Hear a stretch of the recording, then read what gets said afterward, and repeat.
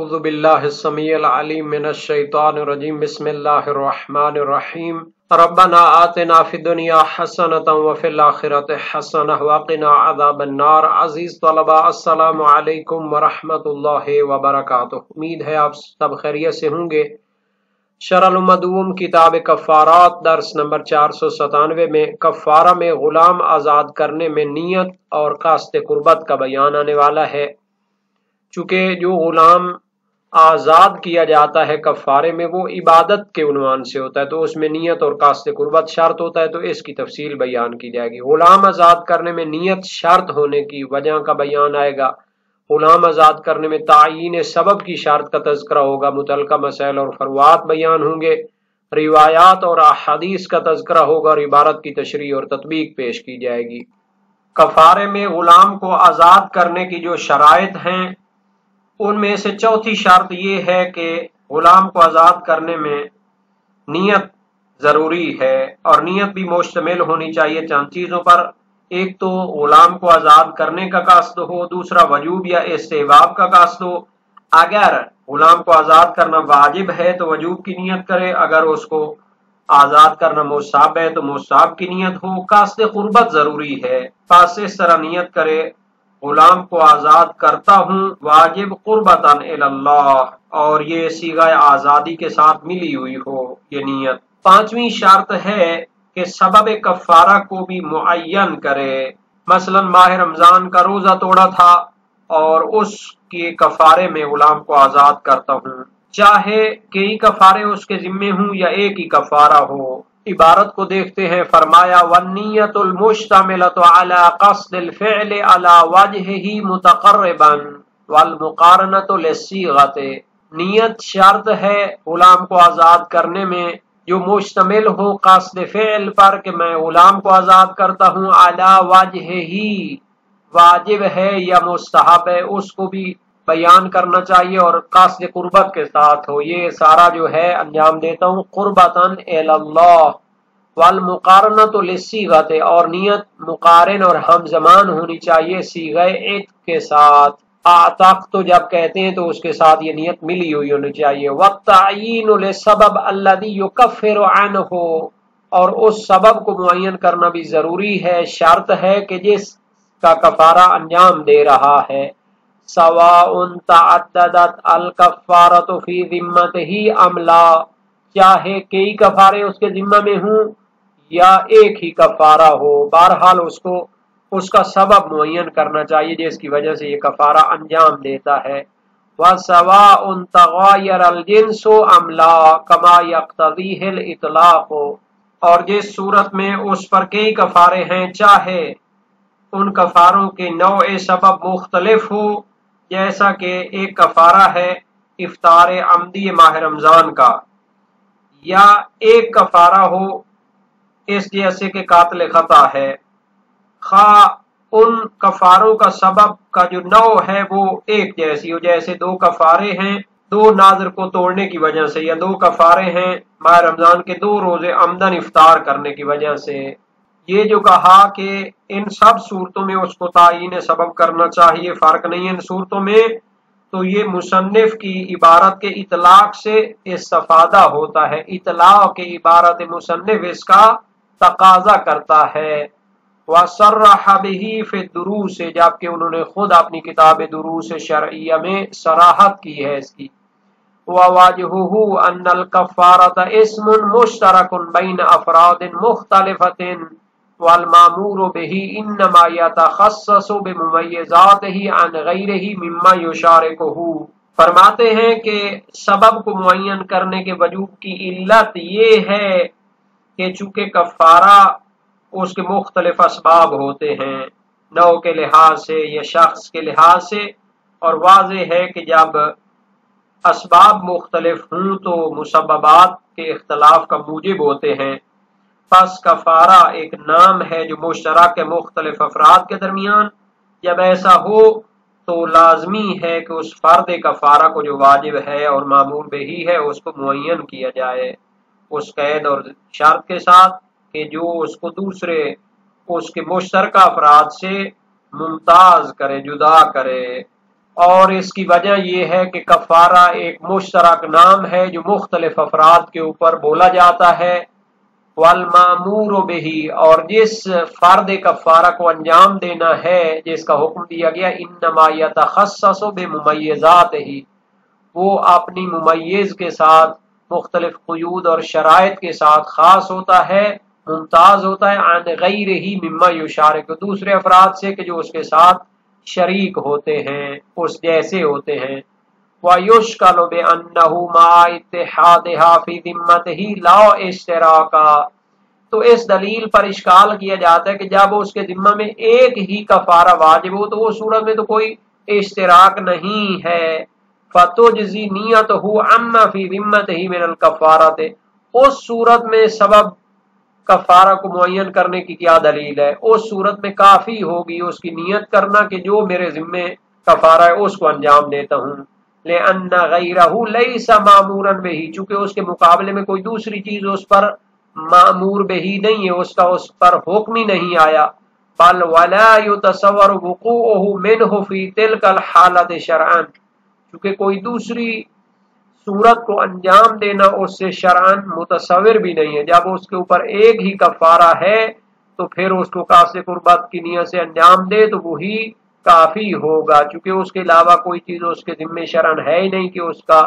تصور کیا جا سکے کہ وہ بھی انجام دے سکتا ہے، چونکہ شریعت میں جس چیز کو حکم دیا گیا ہے اس کو انجام دینا ہے، اپنی طرف سے تو کوئی چیز انجام نہیں دی جاتی ہے اس میں۔ فلا وجہ للاحتراز عنہ کالقصر والتمام فی غیر موضع التخییر، تو جب اس کے ذمے ایک ہی کفارہ ہو تو اس صورت میں دوسرے افراد کو نکالنے کے لیے کوئی قید لگانا اور سبب کو معین کرنے کی ضرورت نہیں ہے۔ جیسے قصر و تمام ہے، کچھ ایسے مقامات ہوتے ہیں جہاں پر اس کو اختیار حاصل ہوتا ہے، قصر پڑھے یا تمام پڑھے تو اس کو معین کرنا پڑتا ہے، لیکن ایک صورت میں فقط اس پر تمام نماز واجب ہے تو اس کو قصر سے جدا کرنے کی کیا ضرورت ہے؟ ایک صورت میں اس پر نماز قصر واجب ہے، تمام اس کی صحیح نہیں ہے، تو پھر اس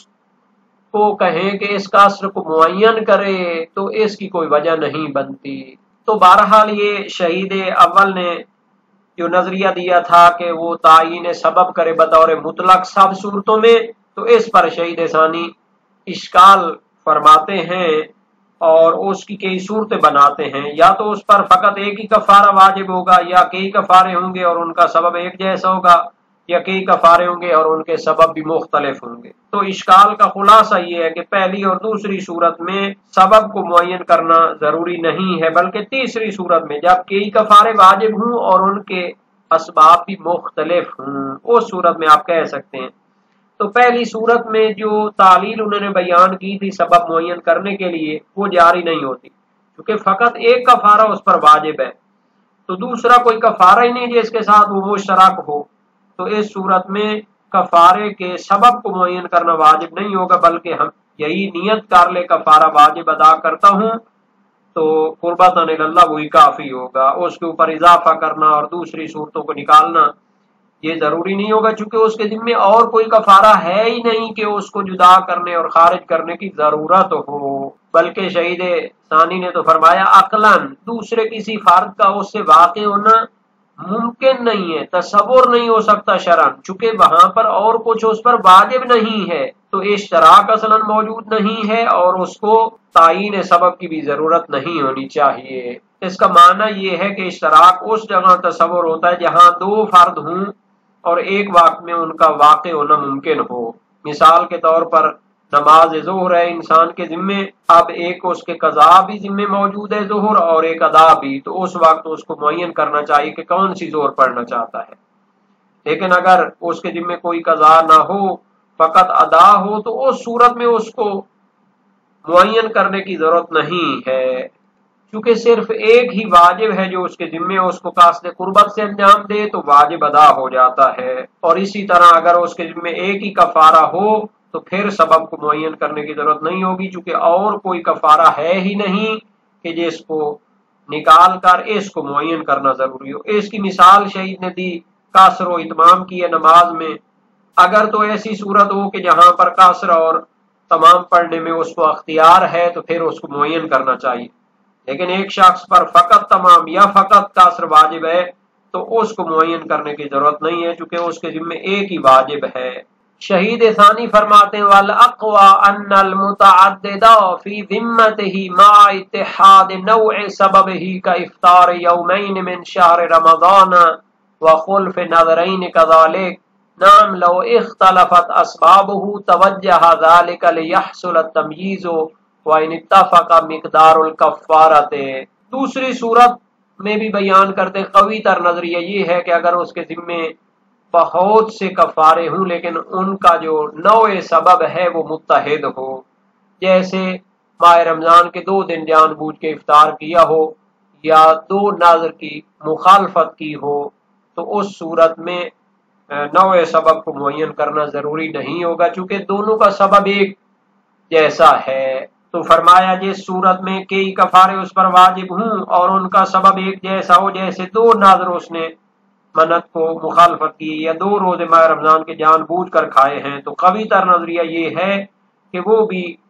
پہلی صورت کی طرح ہے، یعنی سبب کو معین کرنا لازم نہ ہو بلکہ 2 کفارے کی نیت جو ہے نا کفارہ واجب جو ذمہ پہ ہے بغیر سبب کو معین کیے کہ کافی ہونا چاہیے۔ نعم لو اختلفت اسبابہ، ہاں اگر اس کے ذمہ کئی کفارے ہیں اور ان کے اسباب مختلف ہیں،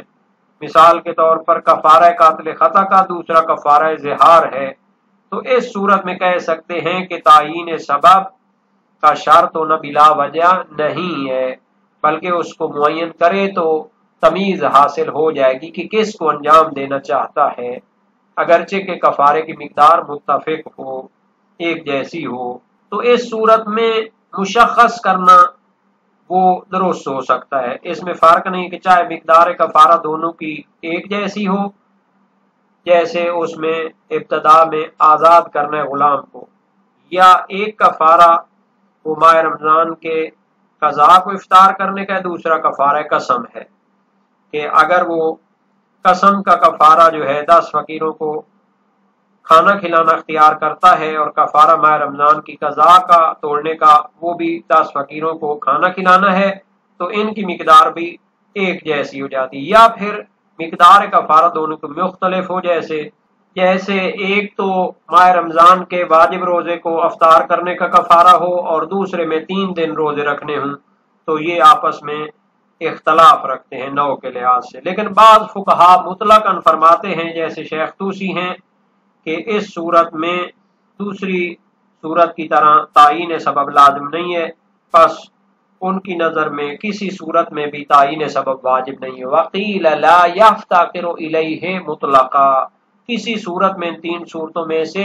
تعیین سبب کی ضرورت نہیں ہے، یہ شیخ طوسی کا نظریہ ہے۔ وعلی ما اخترناہ لو اطلق برأت ذمته من واحدۃ لا بعینها فیتعین فی الباقی الاطلاق سواء کان بعتق ام غیرہ من الخصال المخیرۃ او المرتبۃ علی نحو العجز۔ شہید ثانی فرماتے ہیں ہم نے جو نظریہ اختیار کیا ہے کہ اسباب کفارہ مختلف ہونے کی صورت میں سبب کو معین کرنا چاہیے، اگر ایک کفارہ دیا بغیر سبب کو معین کیے کہ اس صورت میں اس کا ذمہ ان کفاروں میں سے ایک کی نسبت بطور غیر معین بری ہو جائے گا، اور باقی کفاروں میں بھی تعیین سبب کیے بغیر اس کو دینا چاہیے۔ مثلا کسی کے ذمہ کفارہ زہار، کفارہ قاتل خطا اور افطار ماہ رمضان ہے، اگر ایک غلام آزاد کرتا ہے معاف ذمہ کی نیت سے، تو اس صورت میں ان 3 میں سے ایک تو اس سے ساقط ہو جائے گا بغیر تعیین سبب کے، تو باقی 2 عتق بھی جو کرنے غلام آزاد کرنے تو ان میں بھی ان باقی کو معین نہ کرے، یعنی جو ہم نے اختیار کیا ہے کہ اختلاف اسباب کفارہ کی صورت میں اس کا سبب معین کرنا چاہیے۔ لو اطلق، اگر بطور مطلق ایک کفارہ دیتا ہے برأت ذمتہ من واحدہ، تو ایک ان میں سے اس سے بری و ذمہ ہو جائے گا، لا بعینہا، لیکن کوئی معین ان میں سے نہیں ہے جس سے بری ہوا ہے، فیتعین فی الباقی الاطلاق، تو باقی کو بھی انجام دینا ہے تو بطور مطلق انجام دے، ان میں پھر تعیین سبب نہ کرے۔ سواء کان بعتق ام غیرہ من الخصال المخیرۃ، چاہے اس نے غلام آزاد کرنا ہو یا دوسری خصال کفارہ، چاہے کفارہ تغییری ہو یا ترتیبی ہو، جس صورت میں وہ اس سے عاجز ہوتا ہے تو باقی خصال کفارہ کو انجام دے تو یہی قانون لاگو ہوگا۔ اور غلام آزاد کرنے کے علاوہ جو صورتیں ہوتی ہیں خصال کفارہ میں، کفارہ مخیرہ ہو یا پھر مرتبہ ہو، کہ اس صورت میں فرض یہ ہے کہ آزاد کرنے سے عاجز ہوگا تو دوسرے فروشہ کو اس کی نوبت آئے گی۔ خلاصہ یہ کہ فرق نہیں ہے، چاہے کفارہ جو آزاد کرنا ہے غلام کا مطلق رکھے یا تعین سبب اس کی نہ کرے، چاہے دوسرا کوئی کفارہ ہو تو اس کی بھی تعین سبب نہ کرے، کافی ہوگا۔ نیت کا وجوب تو واضح ہے، چونکہ کفارہ کا انجام دینا یہ ایک عبادت ہے، اور عبادت جو ہے اس کو قاصد قربت کے ساتھ انجام دینا چاہیے۔ بہت سے فقہائے شیعہ نے صراحت کی ہے کہ کفارہ انجام دینا یہ ایک عبادت ہوتی ہے، اور عبادت جو ہے وہ نیت کے ساتھ ہوتی ہے۔ باقی خصوصیات اس میں قاصد قربت کم از کم ہونا چاہیے، باقی خصوصیات بھی اپنی جگہ اس صورت میں واجب ہوتی ہیں جب اس پر مامور بیعی کو معین کرنا موقوف ہو۔ اگر دو کفارے متعدد ہوں تو اس صورت میں الگ بات ہے، لیکن ایک ہی کفارہ واجب ہو تو اس میں تعین سبب کا کوئی واضح دلیل نہیں ہے، چونکہ ایک ہی مامور بیعی ہے اسی کو انجام دے قاصد قربت کے ساتھ۔ لیکن اگر متعدد ہوں تو کبھی ان کے سبب کی جنس متحد ہوتی ہے، کبھی وہ بھی متعدد ہوتی ہے۔ تو اگر سبب کی جنس اور نوع متحد ہو تو مشہور فقہائے شیعہ کا نظریہ ہے کہ تعین سبب واجب نہیں ہے، بلکہ شارح شہید ثانی نے مسالک الافہام فی شرح شرائع الاسلام میں